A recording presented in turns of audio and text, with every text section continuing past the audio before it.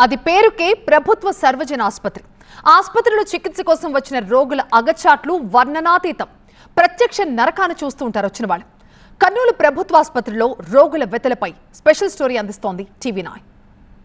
రాయలసీమ సహా 7 జిల్లాలకు ప్రధాన కేంద్రము కర్నూలు ప్రభుత్వ ఆసుపత్రి. అలాంటి సర్కారు దవాఖానాలో ఎలాంటి సమస్యలు ఉన్నాయి, వాటికి పరిష్కార మార్గాలు ఏంటి ఇప్పుడు తెలుసుకుందాం.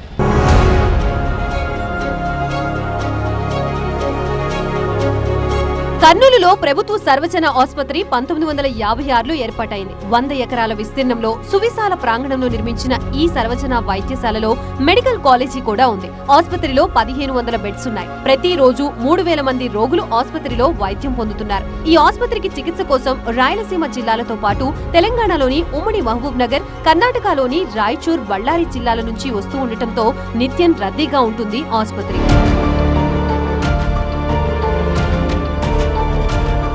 క్యాన్సర్, సిటీ స్కాన్, ఎంఆర్ఐ లాంటి అత్యాధునిక యంత్రాలతో పాటు స్పెషలిస్ట్ డాక్టర్లు అందుబాటులో ఉండటం ఈ హాస్పిటల్ స్పెషాలిటీ. 200 మందికి పైగా స్పెషలిస్ట్ డాక్టర్లతో పాటు ప్రొఫెసర్లు, మామూలు డాక్టర్లు, పీసీ డాక్టర్లు, హౌస్ సర్జన్లు, నర్సులు, ఇతర ఉద్యోగులు సేవలందిస్తున్నారు. ఇంతమంది వైద్యులున్నా వైద్యం పొందాలంటే సామాన్యులు కష్టపడాల్సిందే. ఇక అత్యవసర వైద్యం పొందాలంటే అదృష్టం ఉండాల్సిందే. వివిధ ప్రాంతాల నుంచి అత్యవసర వైద్యం కోసం ఆసుపత్రిలోని క్యాజువాలిటీకి వస్తారు. ఇక్కడ డాక్టర్లు అందుబాటులో ఉంటారు. పేషెంట్లు అడిగితే సిబ్బంది చేదరించుకుంటారు. నర్సులు, జూనియర్ డాక్టర్లు, హౌస్ సర్జన్లు చూడాల్సిందే. ఈ విభాగం ఎప్పుడూ రోగులతో కిక్కిరిసిపోయి ఉంటుంది. ఇలాంటి పరిస్థితుల్లో అత్యవసర వైద్యం కోరుకునే వారికి భంగపాటు తప్పదు. ప్రాణాలు గాల్లో కలిసిపోవాల్సిందే.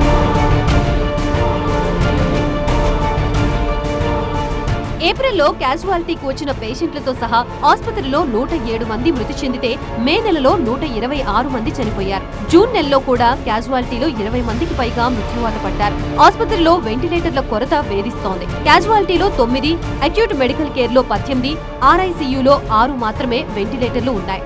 ఎవరికైనా అత్యవసర వైద్యం కావాల్సి వస్తే ఆయా ఎమర్జెన్సీ వార్డుల నుంచి ఒక పేషెంట్ ని బలవంతంగా వార్డుకి షిఫ్ట్ చేయాల్సిన దుస్థితి ఏర్పడుతోంది. మరోవైపు ఆసుపత్రి అధికారులు చెప్తున్న వాదన వేరేలా ఉంది. ప్రైవేటు ఆసుపత్రిలో చికిత్స పొంది డబ్బులు అయిపోయిన తర్వాత చివరి నిమిషంలో ప్రభుత్వ ఆసుపత్రికి తెస్తున్నారని, అలాంటి రోగులే చనిపోతున్నారు అని ఆసుపత్రి అధికారులు చెప్తున్నారు. క్యాజువల్ డెత్స్ గురించి మీకు తెలియని పాయింట్లు చాలా ఉన్నాయి. దాదాపు మనకు 50 బెడ్స్ ఉన్నాయి. నేను ఇది రిపీటెడ్గా కూడా చెప్తున్నాను. ఏమవుతుందంటే పేషెంట్లు ప్రైవేట్ హాస్పిటల్లో వేరే డిస్ట్రిక్ట్ హాస్పిటల్లో ట్రీట్మెంట్ పొందుతారు. వాళ్ళు ఏమవుతుందంటే ఇంకా కొంత ఒక 4-5 రూపాయల బాగా ఖర్చు పెట్టుకున్న తర్వాత వాళ్ళకి తెలిసిపోతుంది మనకు 200 ఐసీయూ బెడ్స్ ఉన్నాయి. Full time all specialist work చేస్తున్నారు. సో టెర్మినల్ స్టేజ్లో వస్తున్నారు కాబట్టి కొంత వేరే హాస్పిటల్తో పోల్చి కూడా మనకు కొంచెము వాళ్ళు ఏమో వచ్చినంత మాత్రం నెగ్లెక్ట్ చేయట్లేదు. వాళ్ళకి కావాల్సిన డ్రగ్స్ కానీ, ఆక్సిజన్ కానీ, వెంటిలేటర్స్ ఒకసారి టైట్ ఉంటాయి. దాదాపు 99% ఆక్యుపై ఉంటాయి. సో అంతేగాని ఇక్కడ నెగ్లిజెన్స్ వలన చనిపోతున్నారు. ప్లస్ పాయిజనింగ్ కేసులు, కొన్ని పారాకిట్ పాయిజనింగ్ ఉంది, అది 100% మోర్టాలిటీ. అట్లాంటివన్నీ మన దగ్గరికి వస్తాయి. రోగికి ముందుగా వైద్యం చేయాలంటే రోగ నిర్ధారణ అవసరం. అలాంటి రోగ నిర్ధారణ కోసం టెస్టులు చేసేందుకోసం 13 కోట్ల రూపాయలతో అధునాతన సెంట్రల్ ల్యాబ్ ఉంది. ఇక్కడ అన్ని రకాల టెస్టులు ఉచితం. కాకపోతే ఇక్కడే ఉంది అసలు ట్విస్ట్. రోగులు టెస్టుల కోసం వచ్చినప్పుడు అందుబాటులో లేకపోవడం, విపరీతమైన ఆలస్యం చేయడం, రోగుల పట్ల విసుక్కోవడం, చేతరించుకోవడంతో కొందరు ప్రైవేట్ ల్యాబ్స్ ని ఆశ్రయిస్తున్నారు. ఇది సెంట్రల్ ల్యాబ్, ప్రభుత్వ ఆసుపత్రిలో ఉన్న సెంట్రల్ ల్యాబ్ ఇది. ఇక్కడ రోగి తన వ్యాధిని నిర్ధారించుకునేందుకు పరీక్షలు చేయించుకోవాలంటే ప్రత్యక్ష నరకం అనుభవించాల్సిందే. ఇలాంటి నరకం అనుభవించలేక కొందరు ప్రైవేట్ ల్యాబ్లను ఆశ్రయిస్తుంటే మరికొందరు ఇక్కడ ప్రభుత్వ ఆసుపత్రిలోని సిబ్బంది కమిషన్ల కోసం బయటి ల్యాబ్లకు టెస్టులు రాసిస్తున్న పరిస్థితి నిత్యం కనిపిస్తుంది. టోకన్ ఇవ్వలేదు సార్ మాకు. ఇక్కడ 3 గంటలకు రమ్మాలంటారు. 12:30 వచ్చి నిలవండి. ఇక్కడ 3 గంటల వరకు డాక్టర్స్ ఉండరు సార్. అక్కడ వచ్చిన ఇబ్బంది అయితే సార్ మాకు ఇక్కడ. ఏ సార్ డయాబిటిషన్ చేయించినాము. ఇప్పుడు మళ్ళీ వారికి ఇక్కడ తీయాలని ఎమర్జెన్సీ కానీ సార్ వాళ్ళు ఏమో పంపిస్తున్నారు. సార్ వాళ్ళు పంపిస్తే ఇక్కడ అది చెక్ చేసి పంపిస్తే మేము అక్కడ వాళ్ళు చేసి మళ్ళీ డయాలసిస్ చేస్తారు సార్. వీళ్ళు ఇంకా లేదు మీకు టోకన్ కావాలంటే టోకన్ అయిపోయింది. ఇప్పుడు మళ్ళీ డయాలసిస్ టయానికి చేయాల. పాపకు కడుపు నొప్పి ఉంది సార్, స్కానింగ్ తీవాలా చెప్తే 3 గంటలకు రా, 4 గంటలకు రామంటున్నారు వాళ్ళు.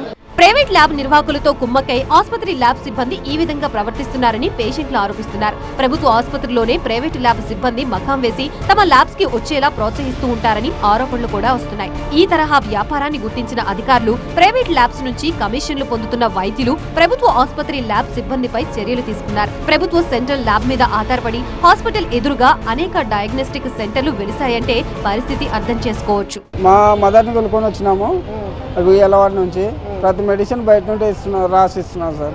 ఎట్లా మేడం రాసిస్తే బయటికి గవర్నమెంట్ హాస్పిటల్ కదా ఇక్కడే అంటే లేదు సార్, ఉంటే ఇస్తారు లేకుంటే లేదు అంటున్నారు.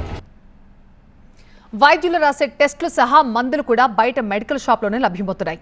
ఉచితంగా ఇస్తున్న మందులు నామ మాత్రమే అంటున్నారు పేషెంట్లు. ఆ వివరాలు కూడా చూద్దాం ఇప్పుడు.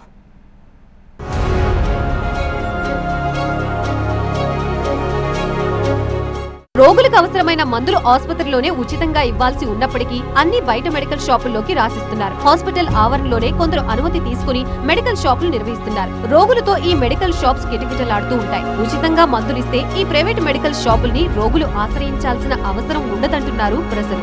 వాస్తవంగా రోగులకు ప్రభుత్వ ఆసుపత్రి అన్ని రకాల మందులు ఉచితంగా ఇవ్వాలి. కానీ ఇలా అన్నీ కూడా బయటికి రాసిస్తున్నారు. ఇలా బయటికి రాసిచ్చిన మందులన్నీ కూడా ఈ మెడికల్ షాప్లో కొనుగోలు చేసి వెళ్తున్నారు. ఈ భారం అంతా కూడా రోగులపైనే పడుతుంది. పేరుకు మాత్రమే ఉచితంగా మందులు ఇస్తున్నామని చెప్తున్నారు, కానీ అన్నీ కూడా డబ్బులు పెట్టి కొనుగోలు చేస్తున్న పరిస్థితి ఉంది. ఏమేమి కొన్నారు మీరు ఇప్పుడు? ఇది రెండేనా? ఎంత అయింది అది? 150 రూపాయలు. 150. ఫ్రీగా ఇవ్వలేదా? గోళీలు ఇచ్చినారు అక్కడ. ఫ్రీగా ఇవ్వలేదు అక్కడ?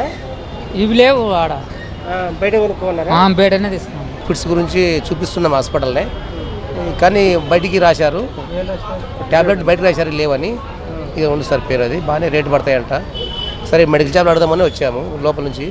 అటెండర్లు, వార్డ్ బాయ్స్, శానిటేషన్ సిబ్బంది కోసం ఏటా కొన్ని కోట్ల రూపాయలు ప్రభుత్వం ఖర్చు పెడుతుంది. అలాంటి వార్డ్ బాయ్స్ ప్రభుత్వ ఆసుపత్రిలో ఎక్కడా కనిపించరు. ఎంత కష్టమైనా సరే రోగి పడుకున్న స్ట్రెచ్చర్, కూర్చున్న వీల్ చైర్లని రోగుల సహాయకులే తీసుకుంటూ వెళ్తున్న దృశ్యాలు ఈ ఆసుపత్రిలో సర్వసాధారణం. ఒకవేళ వార్డ్ బాయ్ వస్తే వారికి డబ్బులు ముట్ట చెప్పాల్సిందే. ఆసుపత్రిలో శానిటేషన్ అంతంత మాత్రమే. లేదు, వాళ్ళే వీల్ చైర్ ఇస్తున్నారు, తీసుకొని వెళ్ళాలని చెప్పి పంపిస్తున్నారు. వాళ్ళు వస్తే డబ్బులు అడుగుతారు, 100, 200. ఇంకొకటి ఇక్కడ మరుగుదొడ్ల వసతి చాలా దారుణమైన పరిస్థితిలో ఉంది. చాలా ఘోరాతి ఘోరం, క్లీన్నెస్ అనేది లేదు. ప్రభుత్వ ఆసుపత్రిలో పాలన గాడి తప్పడంతో మంత్రి భరత్ స్వయంగా సమీక్షా సమావేశం నిర్వహించారు. రోగిని ఎవరైనా సరే మందులకి బయటకు పంపినా, వైద్యం అందకపోయినా చర్యలు తప్పవని హెచ్చరించారు. ఆసుపత్రిలో శానిటేషన్ నిర్వహణలో కొన్ని లోపాలు ఉన్నమాట వాస్తవమేనని ఆసుపత్రి అధికారులు సైతం అంగీకరిస్తున్నారు. రోగులకి వైద్యం అందించడంలో వస్తున్న లోపాలని గుర్తించి సరిదిద్దుకుంటామంటున్నారు అధికారులు. మంత్రి సూచనల్ని అమలు చేస్తున్నామంటున్నారు అధికారులు. రోజువారీ సమస్యలు వస్తుంటాయి. దాన్ని బట్టి ఇప్పుడు ఓపీ దగ్గర కొంచెం రష్ ఉంటుంది. సో అది తగ్గించడానికి సూపర్ స్పెషాలిటీ ఓపీ సపరేట్ చేశాను. లేదంటే రోజు పాపం ఎక్కువసేపు క్యూలో నిలవాల్సి వచ్చేది కాబట్టి సో ఒక 2 months బ్యాకే సూపర్ స్పెషాలిటీ దగ్గర సెపరేట్ కౌంటర్ చేయించినాము. తర్వాత మనకేమంటే తెలంగాణ నుంచి కూడా పేషెంట్స్ వస్తుంటారు.